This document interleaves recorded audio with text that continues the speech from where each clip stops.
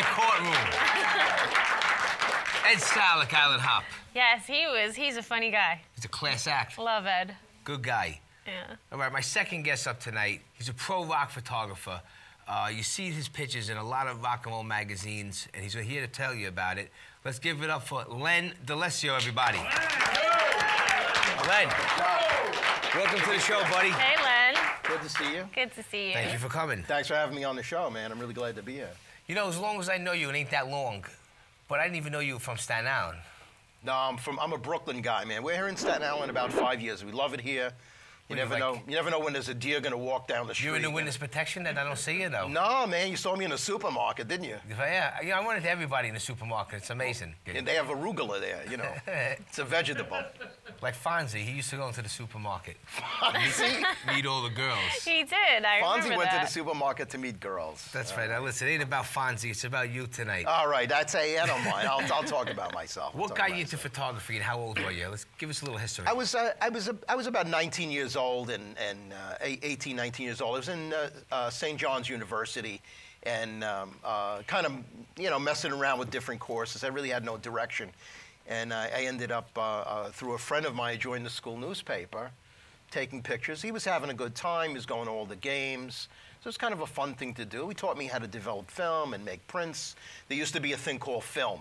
I don't know if anybody remembers that. Yeah, but I had a good time with it. And I said, you know what? I really like this, and I'm really good at it. Let me go to a school that specializes this. So I went to the School of Visual Arts, joined the photography program. I was there for a few years. So I approached the teacher, and I said, could I photograph rock bands? He said, bring me some of your pictures. So I bring him some pictures. He says, these are really good, but anybody with a ticket could take these from their seat.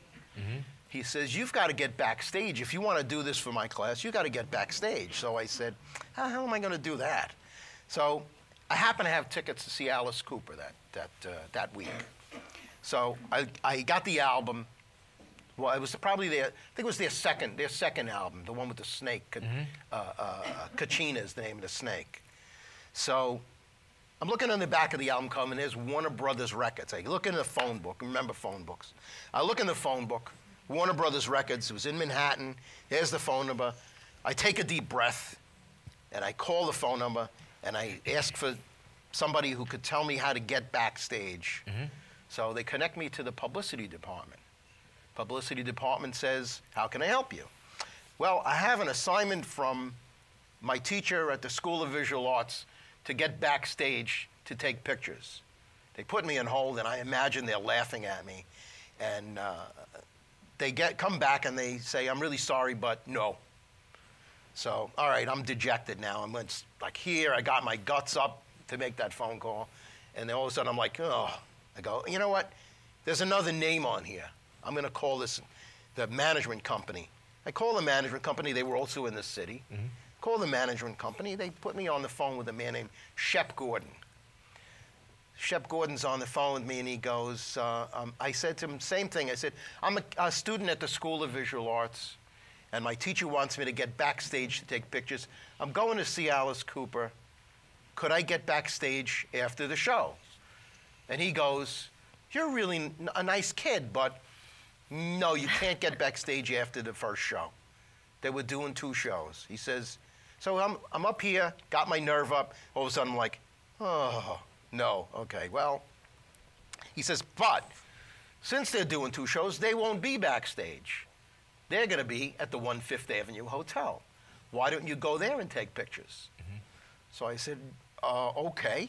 I give him my name. Leaves my name at the front desk, so he says. And I'm thinking, it's a joke, right? So he's got to be kidding with me. All right, well, I'm going to do it anyway. I'm going to go and see. I walk up to the front desk after the show, and I said, hi, my name is Len DeLessio. Alice Cooper is expecting me. The guy picks up the phone. Okay, you can go right up. I go, okay, I'll go right up. I get in the elevator, go up, knock on the door, somebody opens the door, and there's the whole band. Now, you could imagine Alice Cooper in between shows, what this insane thing.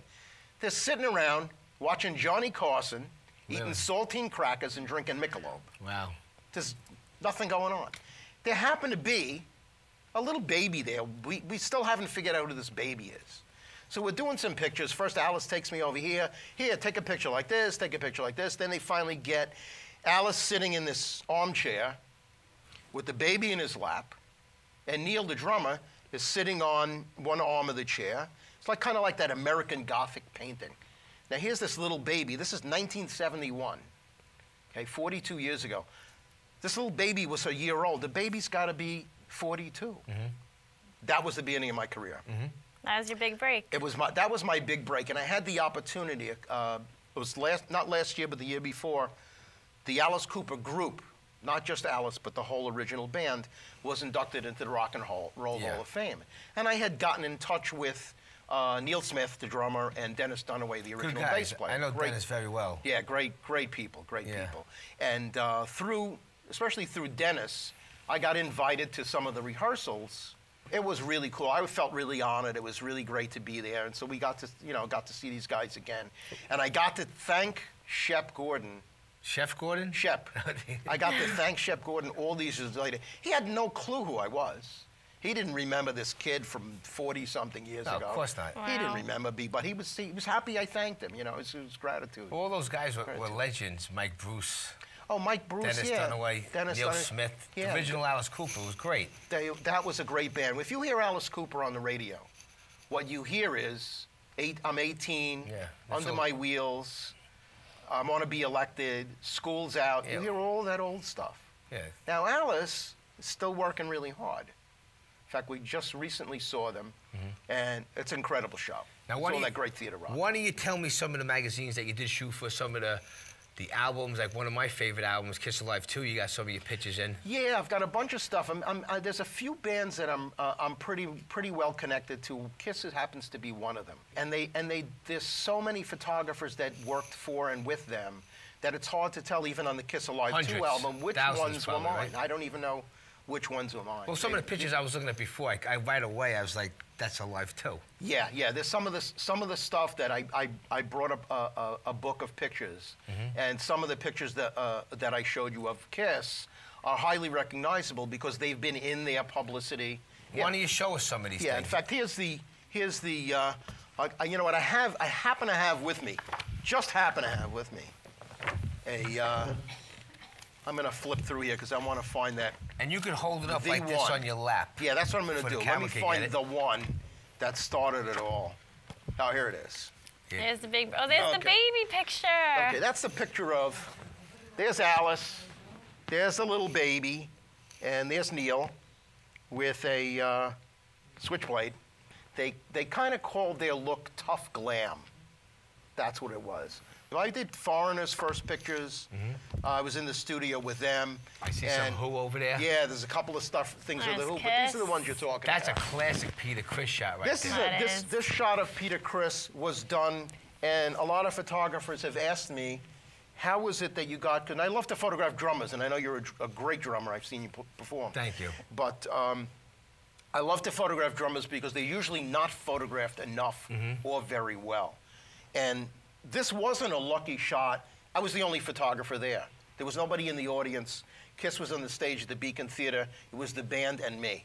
Great. The band had hired me to do this special thing, and I'm standing in front of him, so it was kind of easy. And that's 1975 right 1975. There. This is the original Peter Criss, the original Cat. Yeah, man. The original Cat. That's when he was an animal. He was an animal. I just recently saw him at the Kiss Expo. Yes. And he's in great shape. He's a great guy. He's really for sure. Yeah, it's really well, Len, for a while you had actually kind of stayed away from shooting rock stars. What changed your mind to getting back to it? Well, you know what?